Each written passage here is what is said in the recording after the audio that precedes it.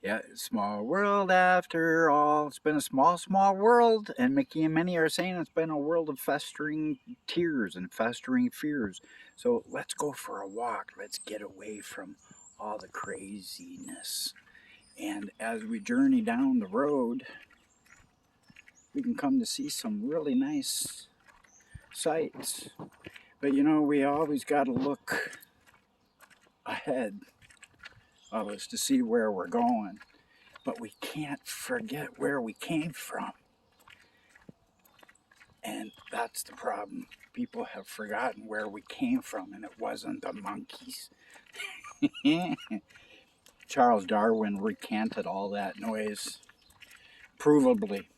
Just watched some documentaries on that. Now, this world was created with very great age, ancient on day one. Oh, here's a nice steep road. And I'm an old guy. Good combination for my daily walk. And as I go, it's easy going down. The hard part is going up. And for that, I'm glad I don't smoke cigarettes no more, at least the nicotine kind anyway. I live in Canada. That's why a prophecy of me is that even though I've been transgressed by wine and my soul has not been upright, the just shall live by my faith. I'm the one of Genesis 49, 12, Shiloh, whose eyes are dull and red of wine. That was never Jesus. He made wine out of water, but he wasn't the alky. I've done a great job on that. This is Lake Erie. Welcome to Lake Erie. And I am by Oxley, Ontario, which is by the metropolitan city of Harrow, Ontario, where they have a couple hundred years of a nice big Harrow Fair. And just wanted to show you a nice rocky shore. We got our breaker there, and you can see way out. But from here, I can see some islands, but through the camera, I don't think you'll be able to see it. Unless I've tried to blow it up before, but it doesn't quite work. But trust me, they're there. And this is down southern Ontario. And well, that's a pretty nice gorge path that I just walked up. It's a pretty good drop. I'm holding the camera pretty level so you can see it really has a pretty good angle there. It's almost like a 45-degree angle there for a bit. So I'm gonna have fun walking back on up there, get my exercise for the day. And but people, there's a prophecy of Sir Isaac Newton. He said at the time of the end there would be one standing up insisting on his literal interpretation of Bible prophecy amidst much clamor and opposition. People haven't known what's metaphoric, what's literal. The definitions have all been all over the map. Most religion is based on superstition rather than what is written and what is fact. Something that people thought was always metaphorical, the New Jerusalem. You can Google pictures of that New Jerusalem. All you got to do is punch in NASA, New Jerusalem, and you can see a celestial city photographed through the Hubble telescope. And praise the Lord.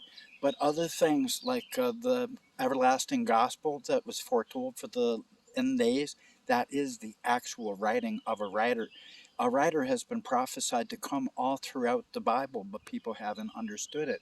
Habakkuk 2 says, I will write the vision plainly on the tablet so all that readeth it may run and heareth it, because I read my book. I've been reading my book for 6 months, and I already have about 1,300 videos. It's all written.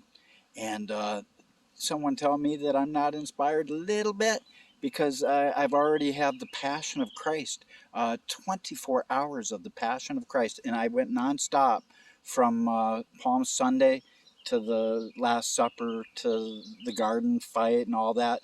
up to the ascension. And it is the most passionate rendering of the gospel you have ever heard. I challenge you to listen to it with an open heart, see if it won't tank on a few tears, because the truth is, I added the voice of Pontius Pilate, Herod, by the Lord's instructions and insight and wisdom, and the voices of Josephus and Paulus, historians. And so the everlasting gospel that Jesus was foretold to sink into the earth, to reap it for love, was through the writing that was foretold through that. And that's why Moses said that one like him would come, Deuteronomy 18:18. I'm a new kingdom age covenant giver. He gave the covenant of law. I'm a new one calling for another Exodus always. The wheat must leave the tares. People that believe prophecy must leave those who will not, because now that the kingdom age covenant has come, the message of Malachi 3:1, behold the messenger that prepares the way before the Lord. Now that that message has come, it's the message to Israel in uh, Isaiah 41. And the cool thing is, it says, and Israel won't say a mumbling word. I've been giving them their covenant written to Israel and all mankind for months, 6 months, and they ain't saying a word. But all the world will see and come to realize that I am right about everything that I'm preaching according to that word in Isaiah 41. Read it. Because people will realize that this has been foretold since the beginning, and it's unfolded even with the latter day Daniel. That is my name. And I got lots of interesting insights, people. But the Lord wants to return, and if we don't start cooperating in this world, we got some problems ahead. So it's time to look out over what He is putting in front of one and all of us. New roads, new roads to journey. So come on with me, and hopefully we won't all get lost together. We might even find a little freedom and take time to stop and smell the pretty flowers. That is always a good thing to do. So love, hope from hope, and kingdom age peace unto one and all of you.